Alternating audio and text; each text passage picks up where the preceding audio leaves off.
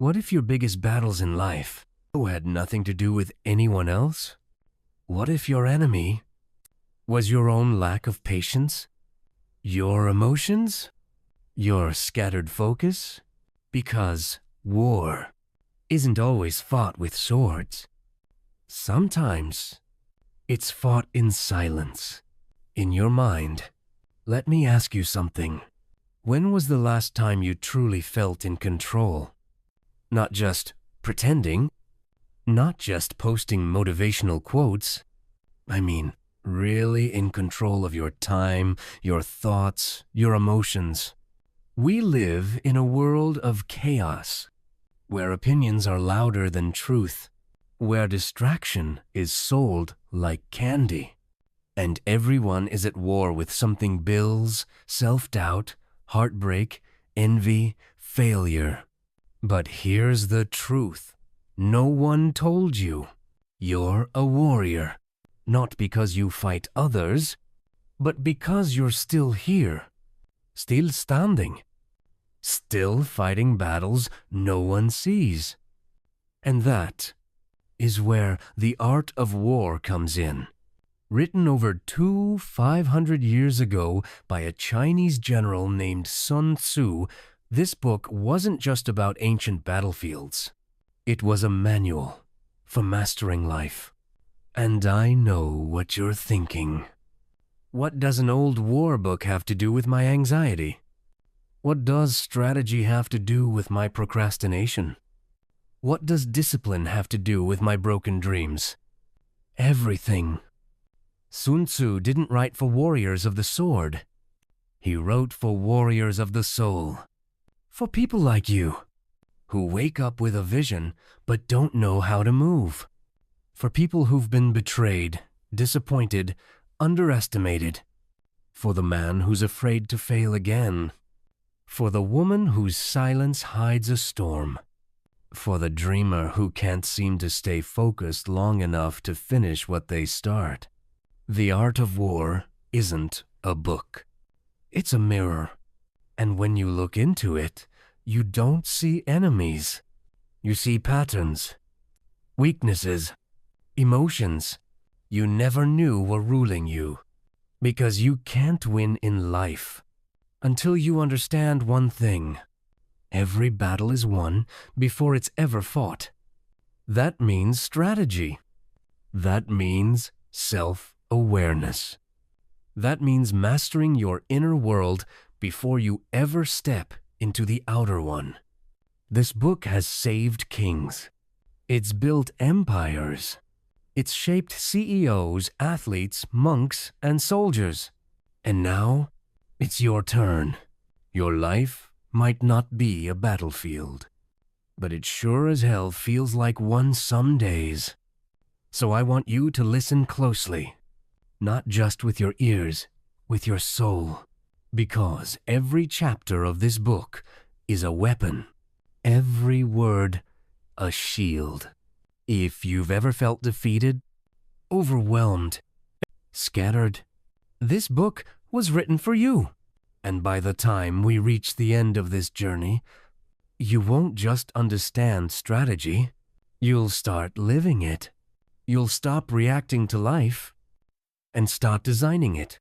So breathe, sit back, and let's begin this war, not against the world, but against every version of you that keeps you from rising. Chapter 1. Know yourself. Know the terrain. Let me ask you something. When life throws you into chaos, do you react? Or do you respond? Do you move with clarity or emotion? Do you make decisions based on who you really are, or based on the version of you that's tired, triggered, or unsure? Because Sun Tzu didn't just write a book about war. He wrote a guide for people like you and me, people who are still fighting, even if it's in silence. The real battlefield. The first line of every war isn't drawn in sand. It's drawn in the mind. Sun Tzu begins the art of war by talking about one thing most people skip: preparation. Before the sword is lifted, before the battle is fought, the war is either already won or already lost in the planning. The general who wins makes many calculations in his temple before the war is fought. In modern language, victory is never random. It's intentional. You don't lose a battle because you were weak. You lose it because you didn't plan well enough. And that plan, it starts with two things. Know yourself. Know the terrain. Know yourself. Sounds simple, right? But let me tell you something you may not want to hear. Most people don't actually know themselves. They know their image. They know what their parents expected. They know what society told them to be. They know the mask they wear at work. They know their trauma responses. But real self-awareness? That's rare. Because it's uncomfortable. It means you have to look at your patterns, your flaws, your excuses, your default settings when pressure hits. And the truth is, you can't master your life if you keep running from yourself. Know the terrain. Now let's talk about the second part. The terrain? This is your environment, your job, your habits, your circle of influence, your calendar, your phone, your home. Everything that surrounds you is either helping you win or helping you lose. You could be the most disciplined, gifted person in the world. But if you're in the wrong environment, your gifts won't grow. They'll decay. If you're trying to be focused, but your phone is always on, your desk is a mess, your friends don't believe in your goals, you're fighting a war blindfolded. Sun Tzu didn't just mean knowing where the hills and rivers were. He meant understand the field you're playing on, study it, respect it, and adapt your strategy to it. Let me tell you about Jamal. Jamal was a creative genius. Everyone told him he should start a business. So he quit his job, built a website, designed a logo, and started posting content. But 6 months later, he was burnt out, broke, and confused. He had all the tools. He had all the passion. But what he didn't have was a plan. He didn't know that he needed structure. He didn't know that his creative bursts were seasonal. He didn't know that he needed deadlines or someone to check in weekly. Jamal didn't fail because he wasn't talented. He failed because he didn't know himself. And he didn't study the terrain. Self-reflection questions. Pause for a moment. Let's turn the spotlight on you. What are 3 things that always sabotage your focus? When you feel overwhelmed, what's your default reaction? What time of day are you mentally strongest? Who around you feeds your discipline and who drains it? Sit with those questions. Write them down if you need to, because you can't build a strategy without this level of honesty. Motivational insight. Stop guessing, start studying. Here's something you won't hear on social media. Hustle is not a plan. You can be the hardest worker in the room and still be going in circles. Why? Because you're not playing a game of effort. You're playing a game of intelligence. And Sun Tzu knew this. He didn't say, win by trying harder. He said, he will win who knows when to fight and when not to fight, who prepares before the battle. Sometimes, the smartest move is to stop moving until you understand where you stand. Your mission from this chapter. Here's what I want you to do today, not tomorrow, today. 1. Scan yourself. Write down, Your top 3 strengths under pressure. Your top try weakness during setbacks. 2. Scan your terrain. Ask, is my environment helping me succeed? Where am I leaking time, energy, or focus? What needs to be eliminated or changed? 3. Build your foundation. You don't build a fortress in the middle of a storm. You build it on solid ground with a clear map.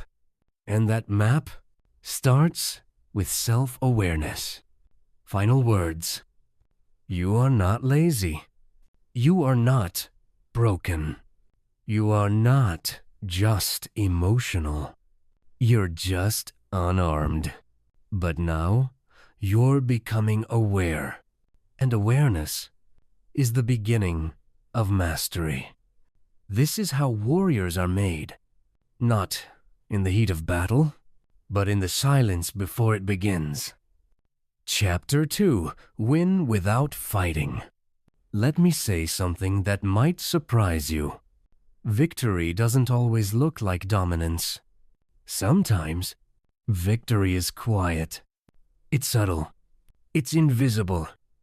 And that's why most people miss it. They think winning means clapping back, proving a point, going harder, louder, faster. But Sun Tzu said, the supreme art of war is to subdue the enemy without fighting. Read that again, because if you truly understood it, your life would change. You don't win by always attacking. You win by outthinking. Key insight: the best fight is the one you never enter. Sun Tzu taught that force should be your last resort. Because when you use force, whether physical, verbal, emotional, or financial, you're already playing a dangerous game. It costs energy. It leaves scars. Even if you win, you lose something. But if you can position yourself wisely, read the room, study your opponent, and make moves that eliminate conflict altogether, that is mastery. In life, just like in war, the smartest people win before the battle even begins. They understand leverage. They use timing. They conserve energy. They win without swinging a sword. Modern example, the job you shouldn't take. Let's say you're offered a job. On paper, it looks great. High salary, benefits, prestige. But deep down, something feels off. You ignore it. You take the job anyway. 6 months in, you're stressed. The culture is toxic. You're overworked, underappreciated, and constantly on edge. You try to fight your way through. You argue with your boss. You stay up late fixing everyone's mistakes. You start losing sleep, losing confidence, losing your identity. All because you didn't walk away before the war began. Sun Tzu would have told you, the greatest victory is avoiding the wrong battlefield altogether. Real talk, some wars aren't worth it. You're not here to prove how strong you are. You're here to grow, to build, to evolve, to protect your peace, to protect your purpose. And not every fight serves that mission. Sometimes the fight isn't courage. It's ego. Sometimes the argument isn't justice. It's insecurity. Sometimes the war you're in was never yours to begin with. So let me ask you something real. Where in your life are you fighting battles you were never meant to fight? Reflection questions. Pause. Reflect. Who or what are you constantly fighting, and is it helping you grow? What arguments or toxic situations keep repeating in your life? Where are you forcing something that's already trying to fall apart? What would it look like to win without resistance? Let that sink in. Because sometimes, the most strategic move isn't a counterattack. It's silence. It's distance. It's redirection. Mastery means restraint. Most people live reactively. Someone disrespects them, they clap back. Life throws a curveball, they panic. Someone gets ahead, they compete. But warriors, they don't flinch. They don't react to noise. They move when it's time. Sun Tzu taught that restraint is power. That clarity is more lethal than chaos. And that you never step into a battle unless every variable favors you. This isn't cowardice. It's strategy. It's what turns impulsive men into kings. It's what turns emotional women into empresses. Discipline is dominance. Motivational advice. Stop wasting energy. You've got dreams. A vision. A destination. But you're draining yourself fighting people who will never see you. You're engaging in gossip that steals your focus. You're replying to every comment like it's a war zone. Enough. That's not how you win. That's how you burn out. Sun Tzu would say, "He who excels in resolving difficulties does so before they arise." That means you need to be a step ahead. That means your peace is sacred. And your energy must be protected like treasure. Let the noisy ones fight. You move in silence with strategy. Because when your presence is rooted, you don't need to prove anything. Your mission from Chapter 2. 1. Identify 3 battles in your life that don't serve your mission. Ask, if I win this, what do I really gain? If the answer is pride, ego, revenge, walk away. 2. Make a list of energy leaks. Who or what constantly triggers you into emotional fights? Block it, cut it, distance it. 3. Choose one area where you'll lead with wisdom instead of force this week. Maybe it's not arguing. Maybe it's walking away. Maybe it's focusing on your goals and letting results speak. And remember, just because they want a war doesn't mean you owe them one. Final words. You don't always need to fight. You don't always need to win the argument. You don't need to clap back. You don't need to explain your every move. Your strategy will speak for you. Your peace will speak for you. Your results will speak for you. Sun Tzu wasn't just writing about ancient battles. He was writing about today. About how to survive in a world full of noise, without letting it break you. So, from now on, stop swinging your sword. Start sharpening your mind. Because the most powerful victories happen before the first punch is ever thrown. Chapter 3. Deception is a weapon. Let's get honest. In a perfect world, everything would be fair. People would say what they mean. Everyone would keep their promises. Loyalty would be normal. And love wouldn't come with a hidden cost. But this isn't a perfect world. This is war. And war doesn't reward the loudest. It rewards the smartest. Key insight: appear weak when you are strong. Sun Tzu said, "All warfare is based on deception." Now that might sound harsh, maybe even manipulative. But sit with it for a second. He's not saying you should lie to people. He's saying you should stop exposing your next move. You don't owe everyone your emotions. You don't have to reveal your plans before they're ready. You don't need to perform your struggle just to prove you're trying. In strategy and in life, being transparent can be dangerous because not everyone watching you wants to see you win. The power of mystery. Think about the most powerful people you know. They don't react publicly. They don't explain themselves. They don't overshare. They don't try to prove a point. They move in silence. They let the dust settle. They allow you to think they're losing while they're preparing to rise. That's strategy. Sun Tzu says, "When you are strong, appear weak. When you are close, make it seem you are far away. When you're ready, seem unready." It's not about being fake. It's about being smart. Modern example, the emotional oversharer. Let me tell you about Maya. She was brilliant, creative, driven, talented. But she had one problem. She overshared everything. Every new business idea posted on social media.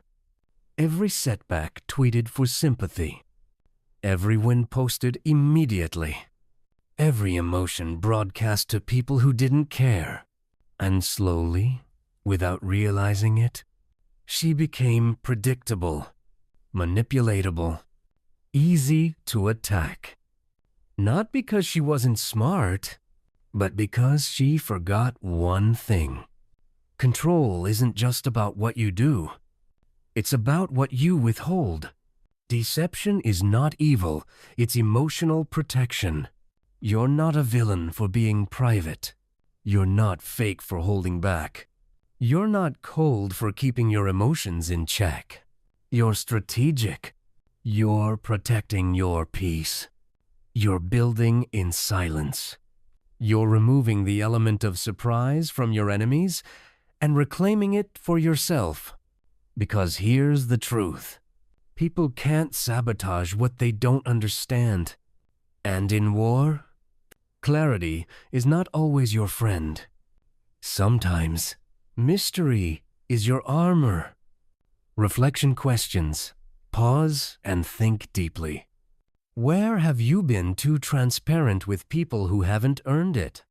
What emotions do you give away too quickly? Anger, sadness, desperation? Are there parts of your strategy you're exposing that would serve you better in silence? Do you ever mistake emotional dumping for vulnerability? These questions aren't to shame you. They're here to wake you up. Because if you want to win long term, you have to learn how to be calm in chaos and quiet in strategy.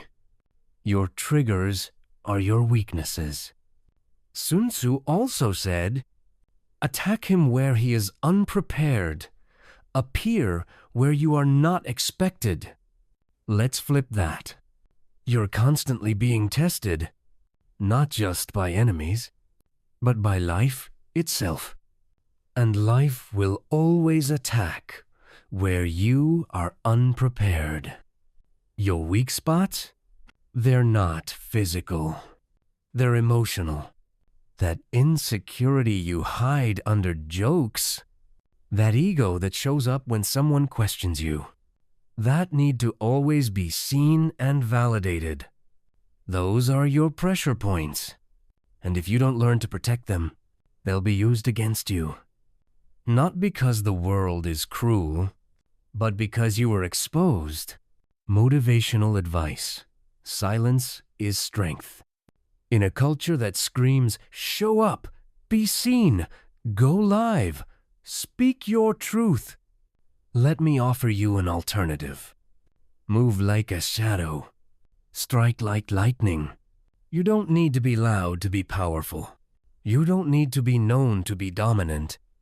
You don't need to be seen to be effective. Sun Tzu would remind you, the best generals win their battles before the enemy even realizes a war is coming. You've got to be 3 moves ahead mentally, emotionally, spiritually. And that doesn't happen when you're busy explaining yourself to people who don't even understand the mission. Your mission from Chapter 3. On 1. Audit your emotional transparency. Who knows too much about you and shouldn't? 2. Choose 3 areas in your life to move in silence. That could be a goal, a mindset shift, a relationship, or a plan. 3. Practice calm control. Next time someone triggers you, don't respond. Observe, breathe, reposition. And remember, you're not hiding. You're protecting. Final words for Chapter 3. You don't need to lie. You don't need to manipulate. But you do need to be wise. You need to stop giving people the blueprint to your soul when they're not building with you. Sun Tzu wasn't asking you to be fake. He was asking you to be strategic. Because in the art of war, every visible move can be used against you. So from this moment forward, be the storm they never saw coming. Be the quiet presence that controls the room. Be the warrior who wins before anyone knows they were in a fight. Chapter 4. Timing is a weapon. Have you ever made a decision too fast and paid for it later? Said something you didn't mean. Made a move before you were ready. Jumped into something just to feel in control? That's not failure. That's poor timing. And timing is everything. Key insight. It's not just what you do, it's when you do it.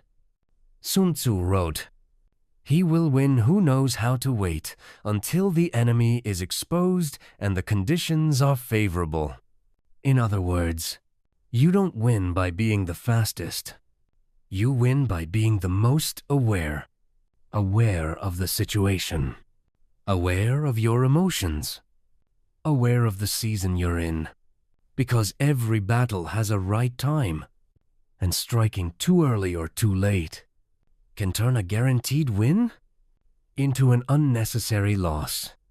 Most people lose because they rush. Let's be honest. We live in a world obsessed with speed. Get rich quick. Get followers fast. Lose 10 pounds in a week. Start a business. Go viral. Quit your job. But Sun Tzu would look at this culture and say, "Foolish. They're moving without calculating." And he'd be right. Because when you move too quickly, you miss the signals. You miss the openings. You miss the moment when the battle can be won with less effort and more precision. The dream that died too soon. Let me tell you about Jordan. He had a vision. He wanted to launch a motivational clothing brand. He had the message. He had the logo. He even had early interest. But instead of building slowly, testing, learning, saving, he jumped in, took out a loan, ordered hundreds of shirts, launched too fast with no audience, no strategy, no plan. Within 60 days, he was broke, burned out, and bitter. Not because the dream was wrong, but because the timing was. He moved emotionally, not strategically, and strategy is everything. Slow is smooth. Smooth is fast. You see, war isn't about speed. It's about sequence. A good general doesn't just charge forward. He studies. He waits. He watches the enemy's patterns. He positions his troops. He picks the terrain. He aligns the weather, the wind, the morale. And then he strikes. One calculated move at the right moment can do more damage than 10 chaotic attacks. This is what most people don't get. Sometimes your delay isn't punishment, it's preparation. Reflection questions pause after each. Where in your life are you rushing the process? Are you forcing results or aligning with timing? What have you tried to make happen too soon and it backfired? What would it look like to slow down and trust the preparation? Breathe into those. Because rushing isn't courage, it's fear in disguise. Patience is not passive, it's a power move. Let's be clear. Patience doesn't mean you sit around doing nothing. It means you're preparing, sharpening, positioning. Sun Tzu said, "Do not press a desperate enemy too hard." He was teaching restraint. Even when your enemy is weak, you don't just rush in blindly. You wait for the perfect angle. In life, your enemy might be your bad habits, your old mindset, your financial situation, your self-doubt. You don't overcome those things by fighting every day until you collapse. You overcome them by designing a system that supports your growth one move at a time. Master your inner clock. Timing isn't just about the world outside. It's about the world within. Some of you are comparing yourself to people who are not even on the same path. You're trying to copy their pace, their milestones, their timeline, but they didn't live your pain. They don't carry your story. They don't have your vision. So why are you racing against them? Your timing is sacred. Your pace is holy. And rushing won't get you there faster. It will only make the fall harder. What you're building? It's going to last. But only if you stop moving like you're on fire and start moving like a general. Your mission from Chapter 4. 1. Identify one area where you're rushing. It could be your goals, your healing, your income, your brand. Write it down. 2. Ask yourself, what needs to be built before I launch this? Focus on foundation, not fireworks. 3. Create a 30-day patience challenge. Choose something you're tempted to force and instead slow it down. Observe, plan, refine. Because remember, every delay isn't a denial. Sometimes it's divine redirection. Final words. There's a moment in every warrior's life when they realize the goal isn't to move fast. The goal is to move right. Sun Tzu didn't win because he was the loudest, or the most aggressive, or the most emotional. He won because he understood one thing. There are roads not to be followed, times not to fight, positions not to be attacked. In other words, sometimes the wisest move is to wait. So, from this moment on, stop rushing to prove yourself. Stop racing against imaginary timelines. Stop forcing things that are not yet ready. Your power is not in speed, it's in timing. And when the moment comes, you won't just move, you'll strike. And the world will never forget it. Chapter 5. Control the chaos. There are days when everything feels loud. Your phone's buzzing. Your thoughts are racing. Deadlines, emotions, expectations. You try to breathe, but you're drowning in distractions. And in moments like that, it's easy to feel like you're failing, but you're not failing. You're in chaos. And chaos is part of the war.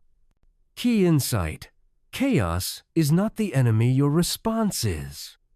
Sun Tzu said, "In the midst of chaos, there is also opportunity." Let that sit with you, because you've been trained to avoid chaos, to hate it, to fear it. But Sun Tzu understood something deeper. Chaos is inevitable. Storms will come. Plans will collapse. People will disappoint you. Money will get tight. Your emotions will flare up. But the question is, Can you remain composed while everything shakes around you? That's what separates warriors from wanderers. Energy wins wars. This chapter is about energy, but not just physical strength. It's about direction. You can be full of energy and still be losing the battle if your energy is chaotic. Sun Tzu spoke about managing direct and indirect force. He meant some energy should go toward the visible goal. Some should flow beneath the surface in preparation, misdirection, and subtle moves. If all your energy is loud, you become predictable, exhausted, exposed. But if your energy is calculated, you become powerful. The hustler who burned out. Meet Vanessa. She was the definition of hustle. 2 jobs, online business, gym at 5 a.m., content daily, always grinding. From the outside, she was killing it. But inside, she was unraveling. She was always tired. Her relationships were crumbling. Her creativity, gone. She wasn't building. She was burning. Why? Because she confused motion with progress. She was using energy but not controlling it. Sun Tzu would have said, "She's attacking without structure. That's suicide, not strategy." Chaos isn't always outside, sometimes it's inside. Most people think they're under attack from the world. But the truth? They're under attack from themselves, from lack of direction, from unhealed trauma, from scattered thinking, from saying yes to everything and everyone. Chaos isn't just your schedule. It's your thoughts, your beliefs, your inability to pause. And the moment you stop pretending that being busy is the same as being strategic, that's when you take your power back. Reflection questions. Sit with these. Where am I leaking energy daily? What tasks, people, or habits are draining me? Do I confuse movement with meaningful progress? How do I react when things spiral out of control? Because here's the truth. You can't lead your life until you lead your mind. Motivational advice: build order within. Sun Tzu didn't teach you how to control the world. He taught you how to control yourself. To move when it's time. To wait when it's wise. To stop reacting and start calculating. When chaos surrounds you, pause. Ask, what does this moment require from me? Not what your ego wants. Not what your emotions scream, but what's necessary. Sometimes the answer is action. Sometimes it's silence. Sometimes it's walking away. That's leadership. And leaders don't fear chaos. They bring order into it. Your mission from Chapter 5. 1. Identify your chaos zones. Where do things always feel unstable in your life? Your finances, emotions, relationships? 2. Choose one to bring order to this week. That might mean scheduling, boundaries, delegating, meditating, cleaning your space. 3. Replace busy energy with directed energy. Seta trei partrule. What must be done? What can wait? What must be removed? Because remember, motion without strategy? That's just chaos with a costume on. Final words. Life will get loud. The world will get messy. People will disappoint you. Plans will fall apart. But you're learning to lead yourself. And Sun Tzu would remind you, order arises from chaos, but only under command. You are the commander. You are the center of the storm, not the victim of it. And from now on, you don't react to chaos. You organize it. You direct it. You rise through it. Because the warrior doesn't need peace to be powerful. The warrior is the peace. Chapter 6, The Power of Positioning. Let's cut to the truth. Most people aren't losing because they're weak. They're losing because they're out of position. Wrong job. Wrong circle. Wrong timing. Wrong energy. And they keep pushing, fighting, struggling, without realizing the battlefield is stacked against them. Sun Tzu said, "He who knows where to fight and where not to fight will win." In other words, your position determines your power. Key insight: don't just fight hard, fight from the right place. You've been told to work harder, to push through, to grind until you make it. But what if the reason you're exhausted is because you're climbing the wrong mountain? What if success isn't about more effort, but better alignment? Sun Tzu didn't say, attack at all costs. He said, avoid what is strong, attack what is weak. Translation? Be strategic. Don't push where it's tight. Position yourself where your strengths can flow, not just survive. Example, the wrong stage. Let me tell you about Malik. He was an incredible speaker, powerful, funny, wise. But for years, he tried to become a social media influencer. Short videos, constant posts, always chasing views. But nothing worked. He started to think, maybe I'm not good enough. Maybe this isn't for me. But one day, someone invited him to speak at a live event. Something changed. He came alive. The room lit up. He wasn't performing anymore. He was positioned. That one moment changed his career. Not because he got better, but because he found his place.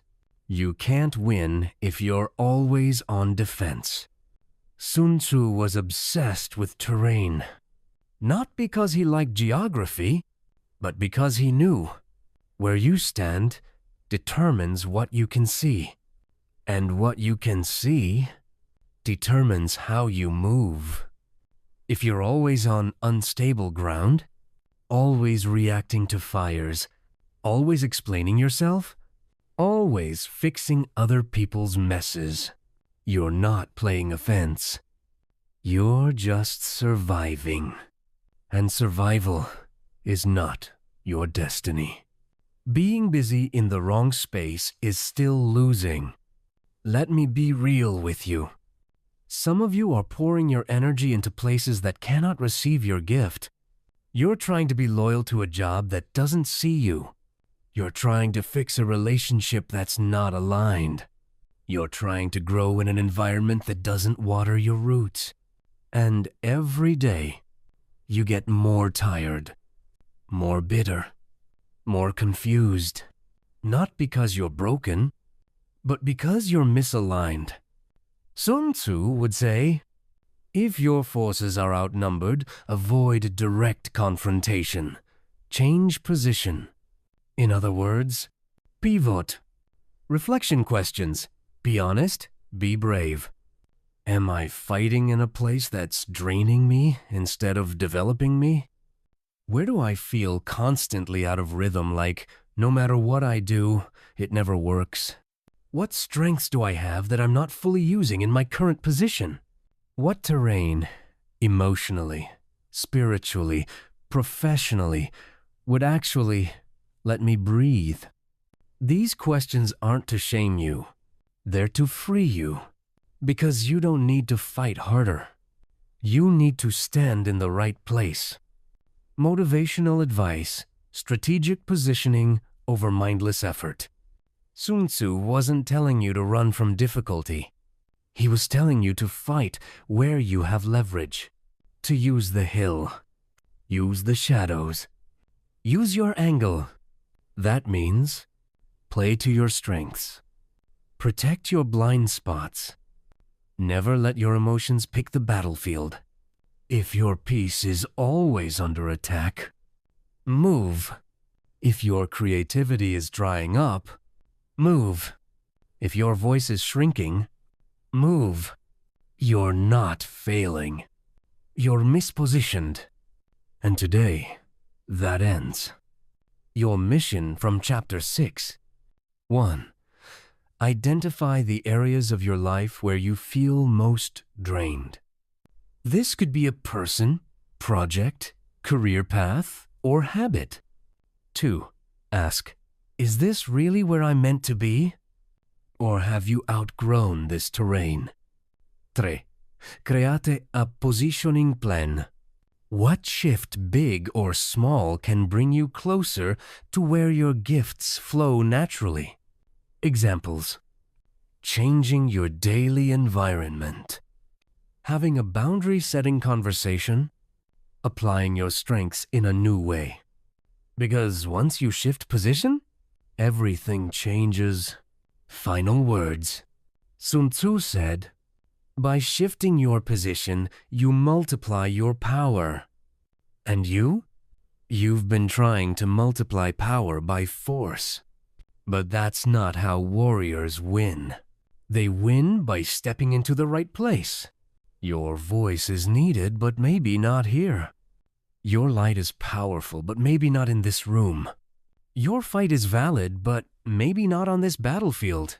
So from this moment on, don't just move. Align. Don't just hustle. Position. Don't just fight. Fight from power. And when you do, the world will feel it. Chapter 7. The Discipline of Movement. You say you want to win. You say you want to be free. To live with purpose. To rise into your power. But let me ask you this. Can you move with discipline? Not with impulse. Not with emotion. Not with fear. But with precision. With structure. With strategy.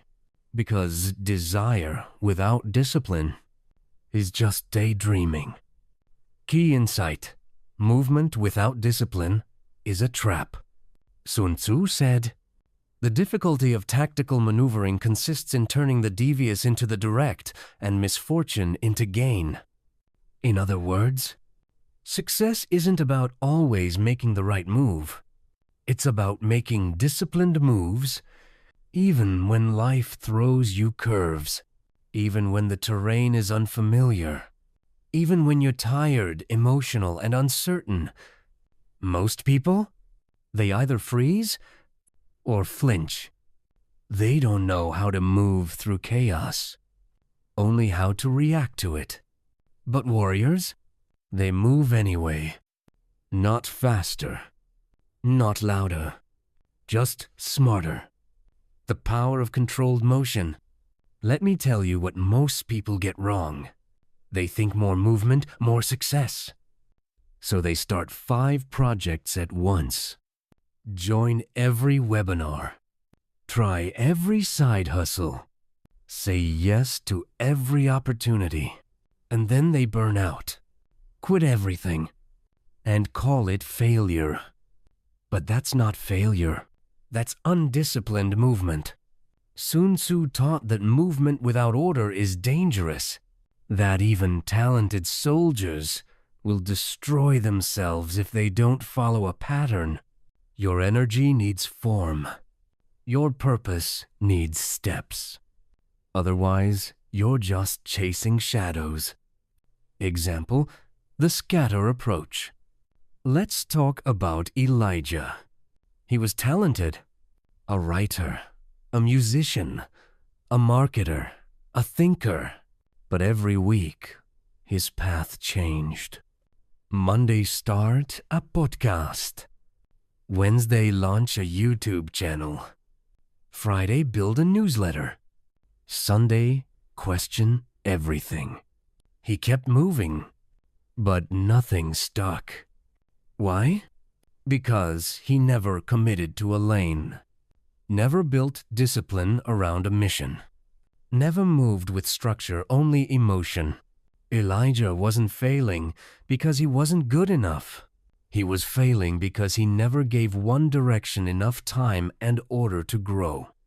Disciplined movement means saying no. This might sting, but some of the moves you're making, they're not bold. They're not visionary. They're just distractions in disguise. Sun Tzu said, "Move only when you see an advantage and there is something to be gained." That means, don't move just because you're bored. Don't shift directions just because someone else is doing it. Don't say yes to movement that doesn't serve your mission. True discipline isn't just about doing the hard stuff. It's about not doing the wrong stuff. Even when it looks shiny. Even when it gives quick results. Even when it's easier than staying the course. Reflection questions. Take a breath. Go deep. Where am I making impulsive moves just to feel in progress? What projects or ideas have I abandoned before they had a chance to mature? What's one path I need to stay committed to, even if I feel uncomfortable? Am I moving with clarity, or just to avoid stillness? Because here's the truth. Stillness isn't weakness. Discipline is. Motivational advice. Anchor your energy. Sun Tzu understood that movement has to be anchored, even when your army is ready, even when your desire is high. You wait, you observe, you calculate, you align. That's the discipline of the seasoned warrior. They don't just leap, they launch when everything is in place. And when they move, it's surgical, it's effective. It's unstoppable. You don't need more ambition. You need better alignment. One step in the right direction, repeated with discipline, will take you farther than 1,000 wasted motions. Your mission from Chapter 7. Identify your current distractions. Where are you pouring energy that isn't part of your true mission? 2. Choose one area to commit to for the next 30 days. It could be health, business, healing, content, or a specific habit. 3. Build a system around that movement. What time will you show up? What boundaries will protect that move? What distractions will you say no to? Because remember, chaos is loud, but discipline whispers. And its results? Roar. Final words for Chapter 7. You're not here to flinch at every trigger. You're not here to chase every shiny thing. You're not here to start over every Monday. You are here to move. With direction. With purpose. With patience. Sun Tzu would tell you, the skillful fighter puts himself beyond the possibility of defeat and waits for the opportunity to defeat the enemy. Meaning, you don't need to chase the win. You need to build yourself into someone who cannot lose. That's what discipline does. So from now on, no more panic moves. No more rushing. No more switching paths out of fear. You move when it's time. And when you move, you do it with force. Chapter 8. Know your enemy. Let me ask you something real. Who's your enemy? That thing you're fighting every day. That force holding you back. Is it your boss? Your bank account? That toxic relationship? Your past? Your anxiety? Or is it something deeper? Because the truth is, you can't defeat what you don't understand.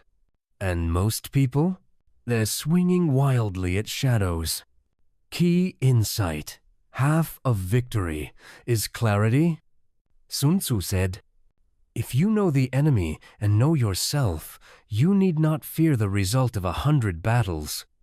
But if you know yourself, but not the enemy, for every victory gained, you will also suffer a defeat."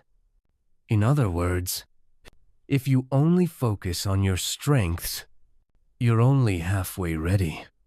Because the enemy isn't always obvious. Sometimes it's not a person. Sometimes it's a pattern. Sometimes it's a trigger, a fear, a wound. Sometimes the enemy looks like you on your worst day. Example, when the enemy wears your face. Let's talk about Darius. He kept losing jobs. Not because he wasn't smart. Not because he wasn't talented. But because every time he got feedback, he exploded. He took it personally. Blew up at people. Made enemies out of allies. And every time he got fired, he told the same story. They were jealous. They didn't respect me. They were toxic. But the truth? He was fighting the wrong enemy. The real enemy wasn't his boss. It was his own inability to take criticism without reacting. Once he saw that, everything changed. Sometimes the enemy is hidden. Here's the thing. The most dangerous enemies are the ones you don't see. The self-sabotage you justify. The addiction you minimize. The pride you dress up as confidence. The insecurity you project onto others. Sun Tzu would say, "Appear at points which the enemy must hasten to defend. March swiftly to places where you are not expected." In life, these points are often emotional vulnerabilities. That's how the enemy enters. Not with a sword, but through a trigger. Emotional triggers, the enemy's entry point. Ask yourself, what makes you overreact? What shuts you down emotionally? What causes you to abandon your goals? Who or what gets under your skin and why? These are not just irritants. They're weak points. And war, life, growth, business is always about leverage. If the enemy knows your weak spots, but you don't, you've already lost. Sun Tzu would warn you. The clever combatant imposes his will on the enemy, but does not allow the enemy's will to be imposed on him. That means stay in control, or be controlled. Reflection questions: go slow, go deep. Who or what has beat me more than once and why? What patterns keep repeating in my life no matter where I go? What truths am I avoiding because they're painful to accept? When I'm triggered, who do I become? Because this chapter isn't just about naming enemies. It's about becoming the version of you that can defeat them. Not with noise, but with knowledge. Motivational advice. Study your opponent. Sun Tzu didn't win by fighting harder. He won by studying harder. He watched movements, read the terrain, noticed weaknesses, predicted reactions, and then he struck once with precision. You can do the same. Instead of arguing, observe. Instead of reacting, record. Instead of spiraling, study. Life will show you your enemies if you're willing to watch instead of rush. Not all enemies are out there. Let's take it further. Sometimes the enemy is the habit you keep excusing, the voice that says you're not ready, the comparison that poisons your joy, the comfort zone that whispers, stay here, it's safe. Sun Tzu didn't say to only know the enemy. He said, Know yourself and the enemy, because knowing one without the other is a setup for pain. Your mission from Chapter 8. 1. Write down the faces of your enemy. This could be people, beliefs, triggers, or patterns. 2. Choose one to study for 7 days. Observe when it shows up, what activates it, what it costs you. 3. Build a strategy to interrupt it. This could be a new habit, a boundary, a routine, a conversation, or a shift in environment. You're not powerless. You're just underinformed. But not anymore. Final words for Chapter 8. Most people go their whole lives losing to invisible enemies. They blame everything, except what's actually beating them. But not you. Not after today. Sun Tzu said, "He who is prudent and lies in wait for an enemy who is not will be victorious." That's your superpower now. You see clearly. You're not emotional. You're strategic. You don't chase var. You study your enemy until the fight is already won in your mind. So from this moment on, no more guessing. No more blind battles. No more self-sabotage hiding in plain sight. You are aware, and awareness is your most dangerous weapon. Chapter 9. Your mind is the battlefield. Let me tell you something most people never say out loud. Your life will only go as far as your mind allows. Not your effort, not your talent, not your passion, your mind. Because whether you realize it or not, every single day, you are at war in your head. And if you don't learn how to command that battlefield, you'll keep losing. Key insight: the war is internal before it's ever external. Sun Tzu said, "When the enemy is relaxed, make them toil. When full, starve them. When settled, make them move." Now pause, because when you read that at first, it sounds like military tactics. But I want you to hear it another way. What if you are the enemy? What if your doubt needs to be starved? What if your ego needs to be made to toil? What if your limiting beliefs need to be moved before they settle into your identity? Sun Tzu wasn't just talking about armies. He was talking about mental manipulation, learning to command the chaos within. And that chaos? It's not random. It's been shaped by years of fear, comparison, failure, and lies you believed about yourself. But you don't have to keep obeying those voices. You can start commanding them. Example: the overthinker's trap. Let's talk about Layla. Smart, skilled, ready to start her own business. But every time she took a step forward, her mind screamed louder. What if I fail? What if no one cares? What if I embarrass myself? What if this ruins everything? So she delayed, redesigned her logo 10 times, took another course, started over, again and again. Final words for Chapter 9. Let this land. You're not weak. You're not broken. You're not crazy. You've just been fighting in your own head, without a strategy. But that ends now.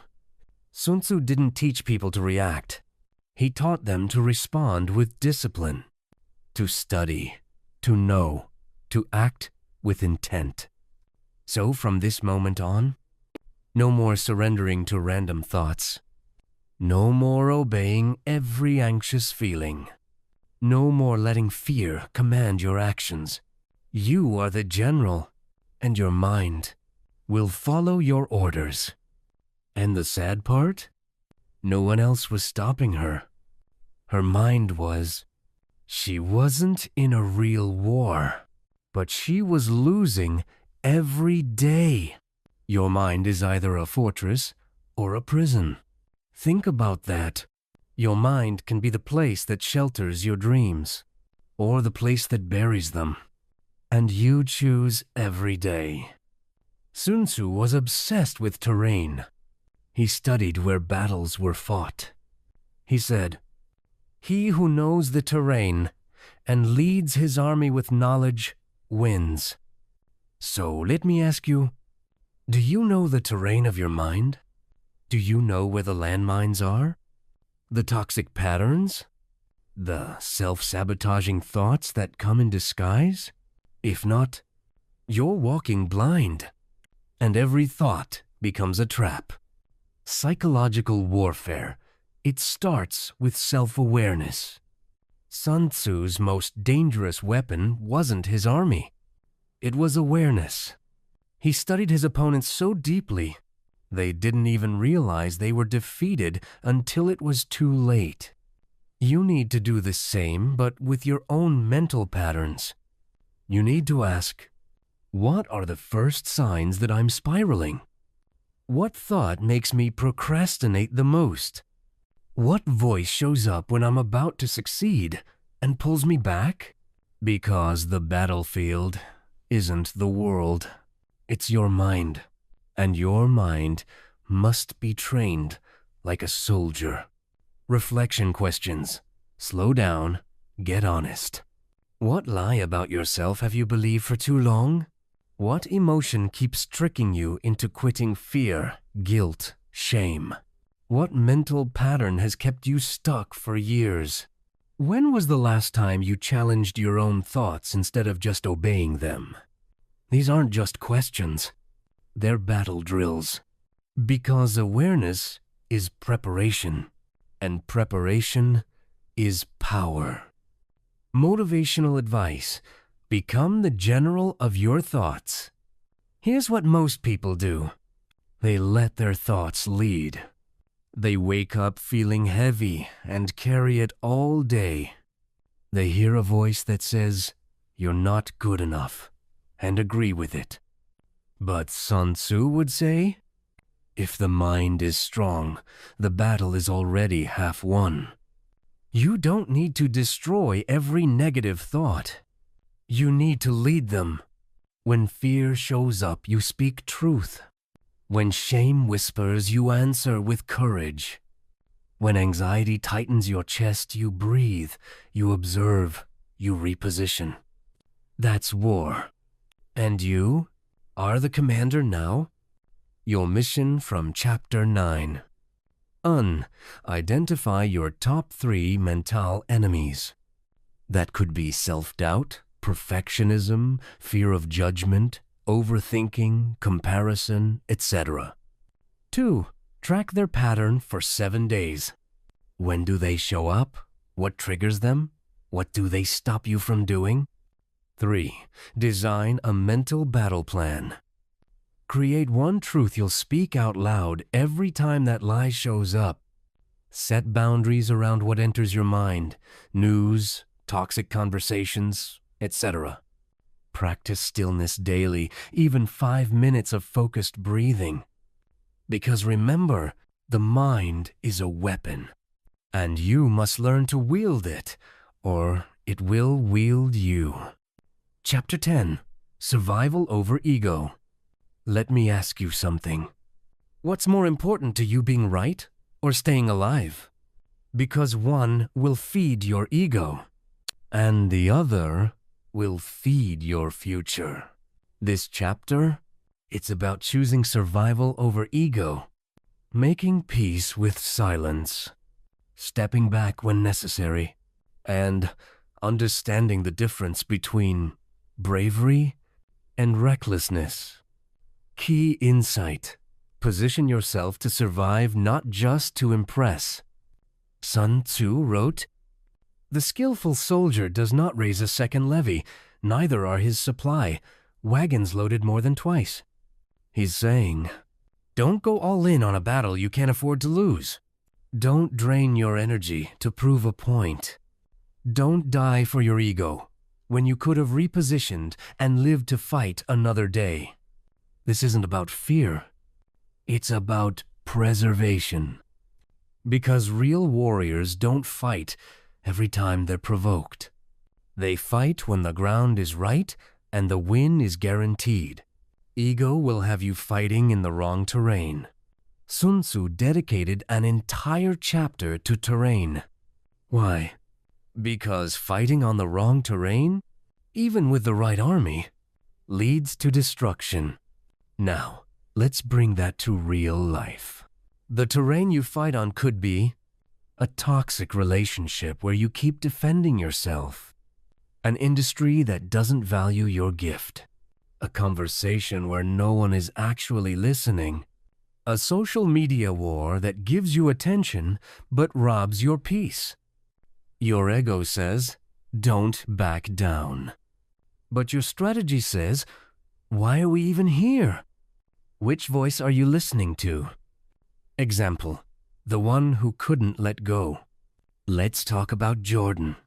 He built a brand from scratch, but it wasn't working. Sales were flat. The message didn't connect. The feedback was clear people weren't resonating. But instead of pivoting, he doubled down. Not because it made sense, but because it was his idea. He felt married to the image he built in his mind. And the more he forced it, the more it crumbled. He drained his money, his time, his spirit, all because he couldn't let his ego die. So his vision could live. Sun Tzu would have told him, when on death ground, fight. But when retreat is wise, do it without shame. Pride will kill your progress. Let's be real. Sometimes the thing you're trying to protect isn't your future. It's your image. You don't want to quit because they'll laugh. You don't want to ask for help because they'll think you're weak. You don't want to pivot because you've already told everyone your plan. But guess what? Those people, they're not living your consequences. You are. So ask yourself, would you rather lose in public or win in private? Reflection questions. Go deep. Be honest. What decisions am I making from ego, not wisdom? Where am I forcing something just to prove I was right? What am I afraid of losing status, approval, control if I walk away from this fight? Who would I become if I prioritized my peace over my pride? These aren't easy questions, but they're necessary. Because survival is strength, and pride is a thief. Motivational advice. Choose peace over performance. Sun Tzu mastered the art of stepping back, waiting, observing. Not because he was weak, but because he was always calculating the cost. And you need to start doing the same. Ask yourself, what's the true cost of winning this argument? What's the hidden cost of being right? What do I lose in energy, time, focus, integrity when I fight every battle that bruises my ego? Sometimes, victory looks like silence. Sometimes it looks like letting go. Sometimes it looks like saying, that's not worth my energy anymore. Your mission from Chapter 10. 1. Identify one area where your pride is louder than your logic. This could be a project, a person, a narrative you've clung to. 2. Pause and calculate the cost. What are you sacrificing to stay committed to that? 3. Make one survival-based decision this week. Walk away, pivot, say no, apologize, delegate, step back. You are not weak for protecting your energy. You are not small for leaving a fight that doesn't serve your future. You are wise, and wisdom always wins in the long game. Final words for Chapter 10. Sun Tzu didn't teach warriors to die on every hill. He taught them to live to fight another day. Because your mission isn't to impress strangers, it's to protect your peace. Protect your vision. Protect your longevity. So from this moment on, let your ego sit down. Let your wisdom rise up. Let your spirit lead, not your pride. Because true warriors don't fight to be seen. They fight to survive. And survival is the beginning of everything. Chapter 11. Adapt or be destroyed. Let me tell you something harsh, but true. The world doesn't wait for you to adjust. It doesn't pause while you figure things out. It doesn't freeze while you recover from the past. Life keeps moving. And if you don't adapt, you get left behind. Not because you're weak, but because you didn't pivot. Sun Tzu didn't just teach battle tactics. He taught adaptability. How to shift. How to bend without breaking. How to survive by refusing to stay the same. Key insight. Rigidity is the beginning of defeat. Sun Tzu wrote, "In war, the way is to avoid what is strong and to strike at what is weak." That's not just about your enemy. It's about your environment, your habits, your own stubbornness. Because when life shifts and you don't, you become your own obstacle. Your plan becomes your prison. Your routine becomes your downfall. Your comfort zone becomes a vajon. And no matter how well trained your army is, if you don't adjust your strategy to match the terrain, you lose. Example, the unchanging expert. Meet Cassandra. She was an expert in her field. Great at what she did. Respected. Known. Busy. But when her industry changed, she didn't. Social media evolved. Clients wanted faster results. People started moving differently. And Cassandra? She kept doing things the way she always had. Because this is how I've always done it. Because it used to work. Because I've been doing this for 10 years. She didn't realize what made her successful yesterday was making her irrelevant today. Not because she wasn't brilliant, but because she refused to evolve. Environments change, so must you. Sun Tzu listed 9 types of ground. Why? Because he understood that no two battles are ever the same. What worked in the hills may not work in the valleys. What worked in familiar territory may fail in foreign terrain. You need to study where you are, not just who you are. Are you in scattered ground? Don't overcommit. Are you in difficult terrain? Move slow and steady. Are you in desperate ground? Burn the ships. Go all in. Every phase of life requires a different version of you. And if you try to fight today's war with yesterday's weapons, you will be destroyed. Reflection questions. Pause. Get brutally honest. Where in your life are you still using an old strategy hoping it'll still work? What's changed around you that you haven't adapted to yet? Where are you being rigid? Out of fear? Who would you become if you embraced flexibility, not just force? These aren't soft questions. They're survival questions. Because in war and in life, adaptation equals longevity. Change isn't weakness, it's wisdom. Sun Tzu didn't say, "Stick to what you know." He said, "He who knows when to fight and when not to fight will be victorious." Knowing when not to fight. That means letting go of pride, of routine, of outdated methods, of the need to be right. Adapting doesn't mean you're lost. It means you're evolving. It means you're reading the map again, not just walking blindly because this worked before. It means you're choosing results over routine and peace over predictability.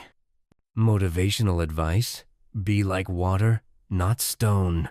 Here's what Bruce Lee said, and Sun Tzu would have agreed. Be like water. Adjust to the object. You shall find a way around or through it. Water doesn't fight terrain. It adapts to it, flows through it, cuts through stone with time and patience. And you? You can do the same. You can remain powerful even while changing. You can evolve without losing yourself. You can shift and still conquer. Because success is never about control. It's about mastery of change. Your mission from Chapter 11. Part 1. Identify a system, mindset, or habit that no longer fits your life. Is it a morning routine, a content strategy, a way of thinking?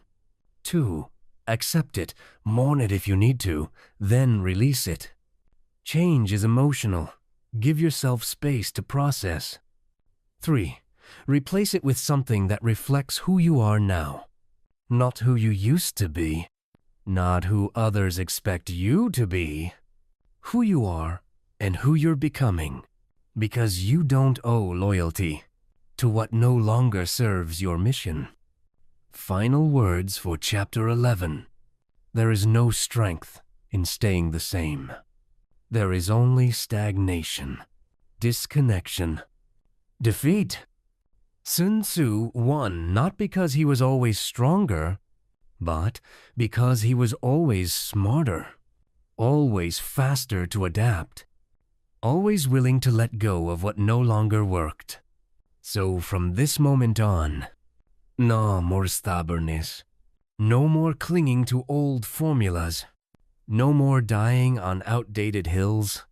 You evolve, you observe, you adjust.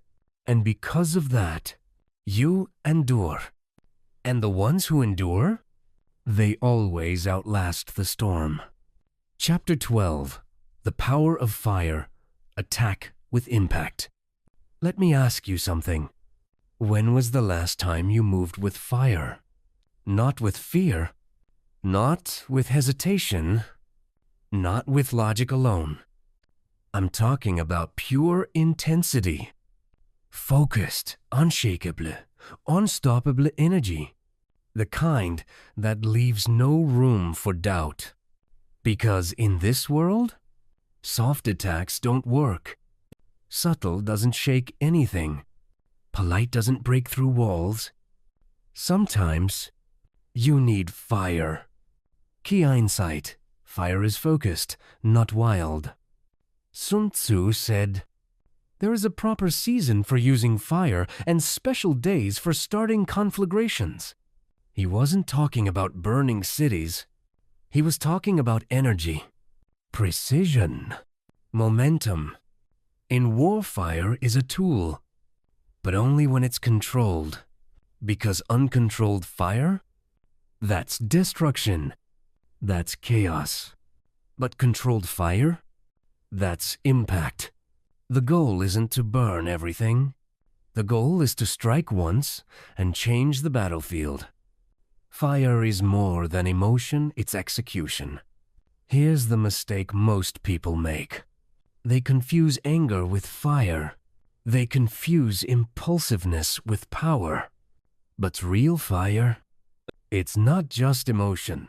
It's the combination of vision, strategy, timing, and decisive action. Sun Tzu never told his army to charge with rage. He told them to wait for the perfect moment, to light the match only when everything is ready. Because if you ignite your energy too soon, you'll burn out. Too late, and the opportunity passes. But if you strike exactly when it's time, Nothing survives your focus. Example, the quiet build before the fire. Let me tell you about Naomi. She spent 2 years building a brand. No hype, no viral moments, just consistent creation, value, learning. People didn't notice her at first. They called her too quiet, said she needed to put herself out there more. But Naomi? She was building heat, behind the scenes, in silence, in systems. And then one day she launched her product. Everything was ready. Audience primed. Offer perfected. Strategy tested. And when she launched, it exploded.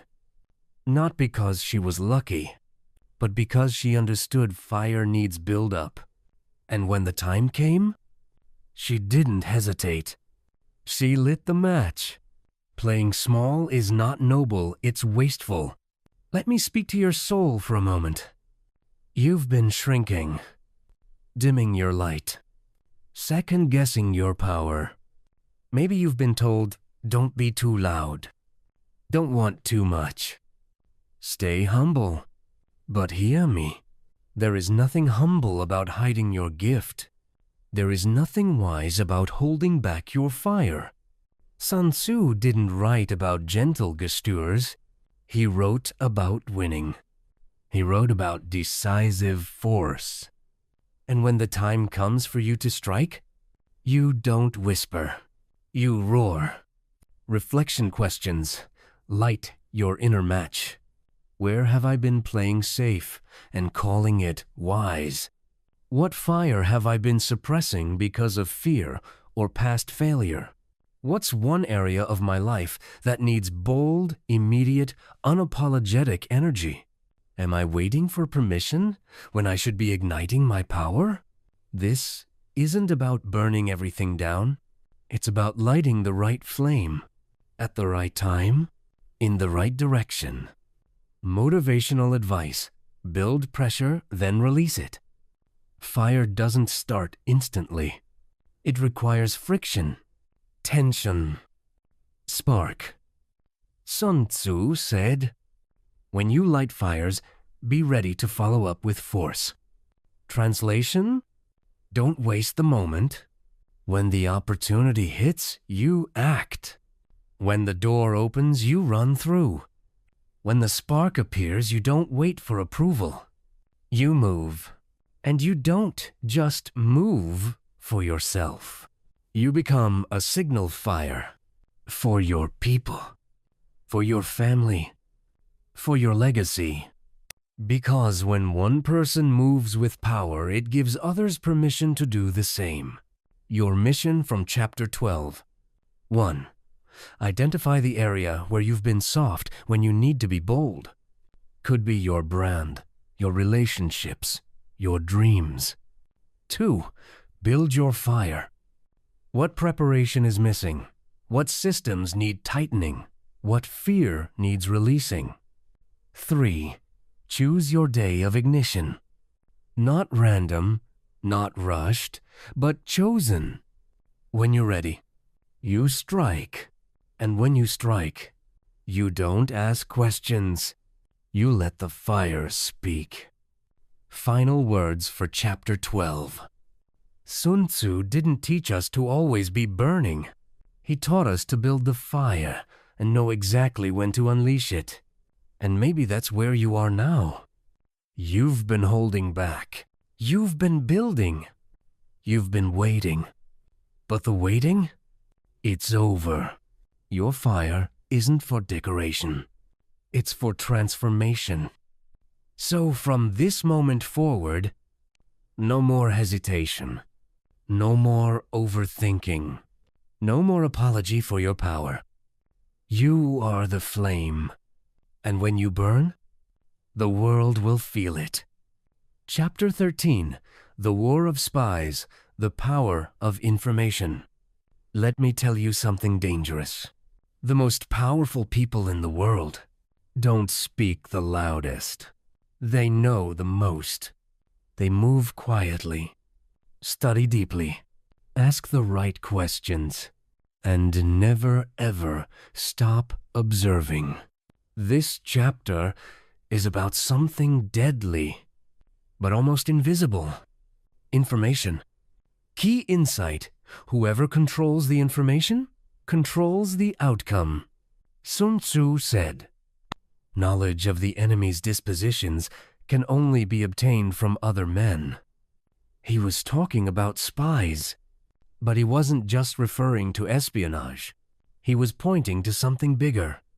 The battle is won by the one who knows more and speaks less, not because they're manipulative, but because they understand that information is leverage, and leverage is everything. Spies are not just agents, they are eyes. In today's world, we don't send cloaked messengers into enemy camps. We send ourselves into conversations, into comments, into silence. We observe. We listen more than we speak. We learn who people really are, what they really want, what they fear, what they hide.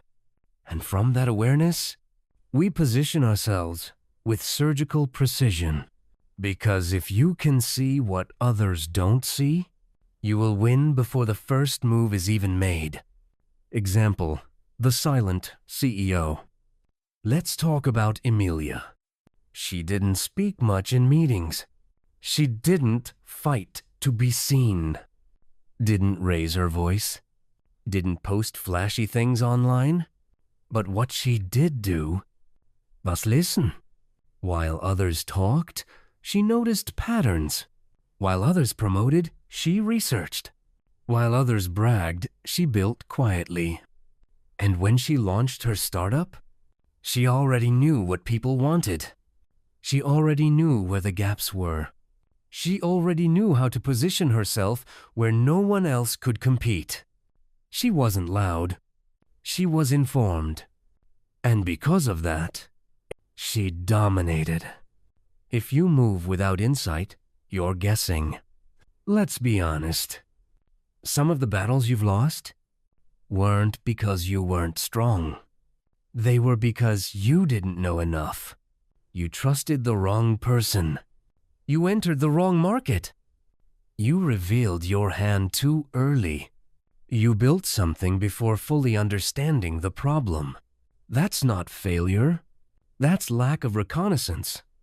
Sun Tzu said, "Enlightened rulers and good generals who are able to obtain intelligent agents will surely succeed in great things." Translation: the people who win study longer than they build. Reflection questions. Sit in silence with these. What do I need to learn before I act? Where have I been making decisions without full awareness? Who in my life has proven trustworthy and who just talks a good game? What system, community, or idea have I assumed is safe without studying it? Because guessing is gambling. And guessing costs energy you can't afford to waste anymore. Motivational advice. Gather, then strike. You don't have to move fast. You have to move informed. The ones who seem slow in the beginning, they win the marathon. Because they were watching, studying, sharpening the blade while others were swinging wildly. So, ask more questions. Listen longer. Pay attention to who never changes their story. Pay attention to who only talks when the lights are on. And remember, real power is never loud. It is aware. It is intentional. It is surgical. Your mission from Chapter 13. 1. Identify one area of your life where you're acting without enough insight. Business, relationships, content, finance, health. 2. Pause. Study. Observe. Gather data. Ask the questions. Investigate with calm. Take notes. See the angles. 3. Build an intelligence network. Find a mentor. Follow those who walk, not just talk. Create a small inner circle of truth-tellers, not cheerleaders. Because the goal isn't just to know more, the goal is to know what matters. And use it when it matters. Final words for Chapter 13. Sun Tzu didn't fear enemies with weapons. He feared enemies with insight, because insight creates strategy, and strategy wins wars without violence. So, from this moment on, no more random moves, no more blind leaps, no more trusting without discernment. You watch, you learn, you listen.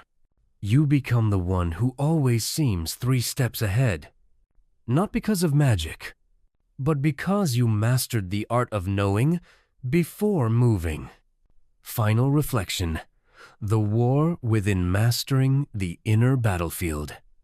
Let's pause. Breathe. You've just walked through a battlefield, but not one filled with swords or guns. You've been walking through the battlefield of your own mind, your patterns, your reactions, your delays, your pride, your silence, your fire. And now you're still here, standing, wiser, sharper, more awake than you've ever been. Because the art of war was never about ancient empires. It was always about you. What you've learned isn't strategy, it's self-mastery. Sun Tzu didn't write this book to glorify violence. He wrote it to prevent unnecessary battles, to win with the least amount of destruction, to teach rulers and souls how to move with wisdom instead of war. And now you know. You don't need to fight everything that offends you. You don't need to prove anything to those who misunderstand you. You don't need to attack to be strong. You don't need to explain your every move to earn respect. What you need is to be deeply aware of yourself, of the environment, of timing, of people, of energy. Awareness is your shield. Discipline is your sword. And silence is your strategy. Let's revisit the core lessons. 1. Know yourself. Know the terrain. Without self-awareness, you'll always lose, even if you win. 2. Win without fighting. You don't always need to clash. The smartest warriors avoid unnecessary battles. 3. Deception is a weapon. Don't show your full hand. Protect your energy. Guard your vision. 4. Timing is a weapon. Fast isn't always right. Wait for your moment, then move like thunder. 5. Control the chaos. Life will be messy, but your mind can be organized. Command it. 6. The power of positioning. You're not weak, you're just in the wrong place. Shift and everything changes. 7. The discipline of movement. Scattered effort is wasted effort. Move with rhythm, with system, with intention. 8. Know your enemy. Sometimes the enemy wears your face. Study your patterns. Break the cycle. 9. Your mind is the battlefield. Everything begins and ends in the mind. Learn to command your thoughts. 10. Survival over ego. You don't have to win every argument. You just have to keep moving. 11. Adapt or be destroyed. Change is not the enemy. Stagnation is shift or sink. 12. Attack with fire. When the moment comes, don't whisper. Burn, impact, transform. 13. The power of information. Move with insight, never blindly, learn before you leap. This book was a mirror. You've been listening to a summary of war, but it's really a book about life, a book about fear, a book about patterns, a book about how to protect your dreams from being wasted on things that don't matter. And maybe that's what you've needed this whole time. Not another motivational quote, not another grind harder speech, but a new strategy, a new mindset, a new way of moving through life like a general, not a wanderer. One big aha takeaway. If you remember nothing else, remember this. You don't need to win every battle. You just need to stop fighting the wrong ones. Read that again. Because so much of your exhaustion has come from fighting battles that were never meant for you. Trying to be seen by people who will never understand. Trying to force results instead of building rhythm. Trying to control outcomes instead of mastering preparation. Sun Tzu would say, "Every battle is won before it is fought. So stop rushing in blind. Sit with the terrain. Scan the map. Build your plan. Pick your moment. And when it's time to move, you move with precision, with silence, with grace, and no one will see you coming." Final reflection questions. What battle am I ready to walk away from?